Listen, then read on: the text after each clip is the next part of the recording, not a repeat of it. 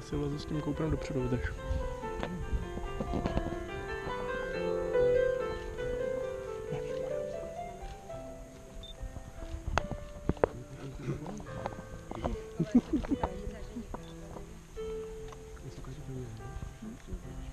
Rodiče, prarodiče, můžete se posadit.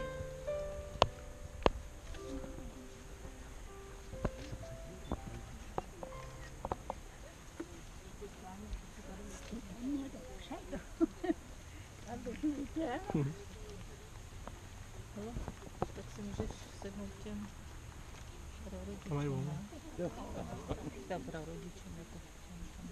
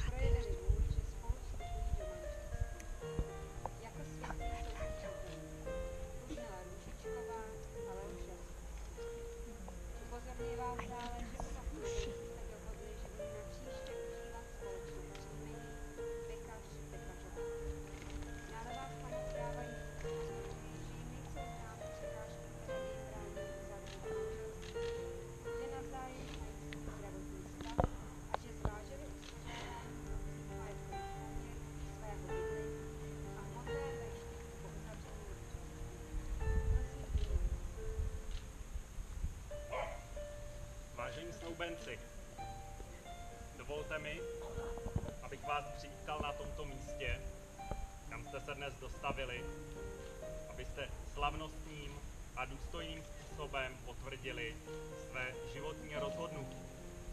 Spojit uzavřením manželství své dosavadní cesty, cestu jedinou.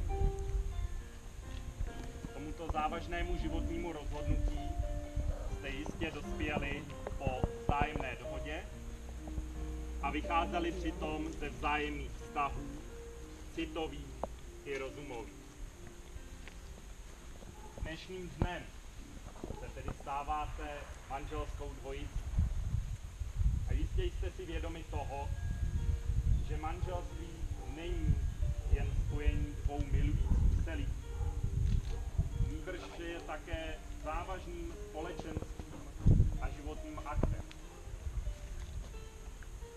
Všední život nemá jen úsměvnou tvář, ale přináší sebou také jednoduché, prosté, někdy obtížné, často až šedé okamžiky.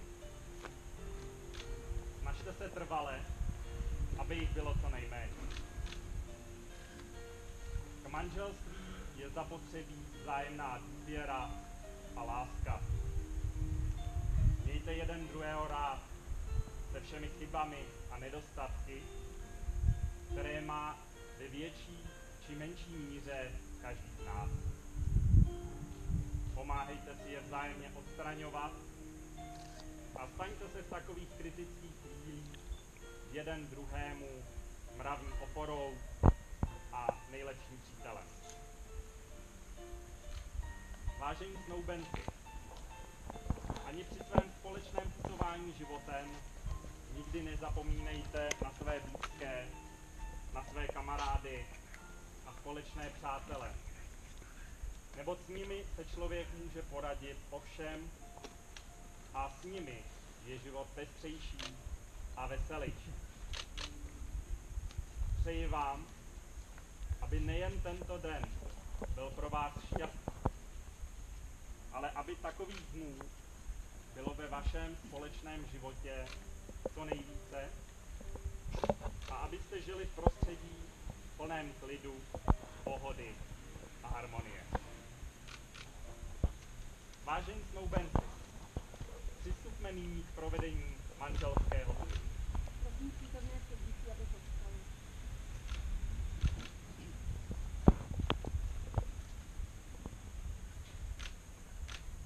Ptám se vás, ženichu, pane Marku Pekaři, zda si berete zde přítomnou nevěstu, slečnu Kateřinu Kulhavou, za svoji manželku dobrovolně a po zralém uvážení.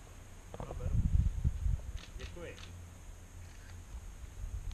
Ptám se vás, nevěsto, slečno Kateřino Kulhavá, Bez práce. zda si berete zde přítomného ženicha, pana Marka Pekaře, za svého manžela dobrovolně a po zralém uvážení.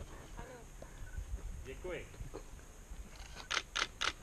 Protože jste tímto slavnostním a obapolným prohlášením splnili všechny předepsané náležitosti, které vyžaduje český právní řád pro vstup manželství, beru na vědomí vaši dohodu, že budete napříště užívat společné příjmení Pekař Pekařová a prohlašuji vaše manželství za právoplatně uzavřené podle zákona České republiky.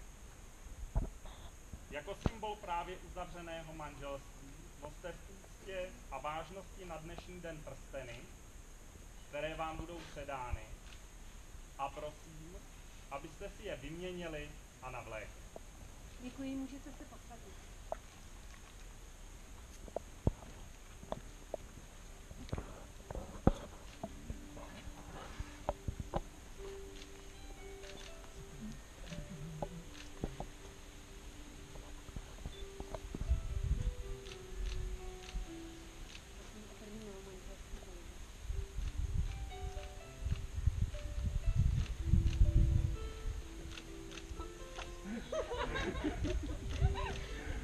Já bych chtěl pořádnou fotku.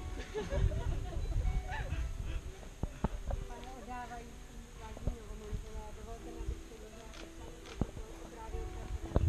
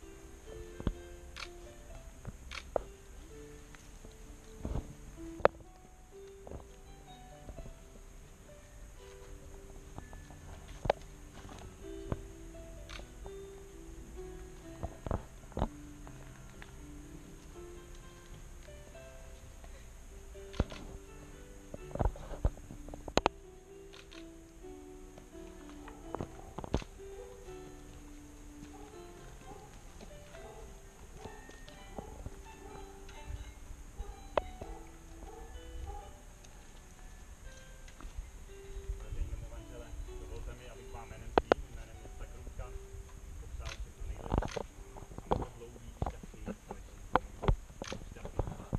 krásný život. Blahopřeji. Blahopřeji.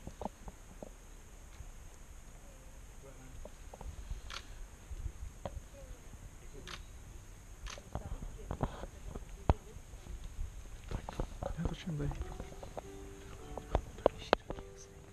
Široký, ne?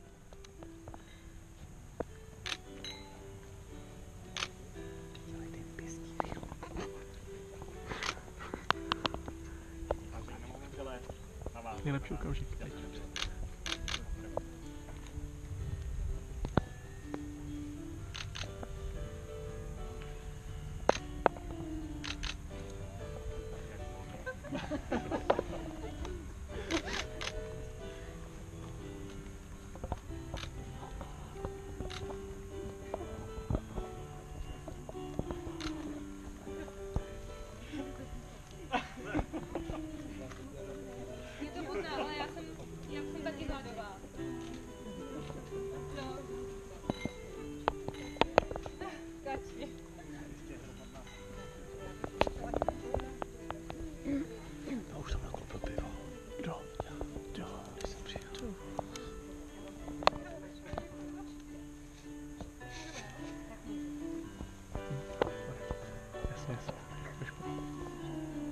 ostatní můžete gratulovat. Svět si rodiče směrem od nevěsty,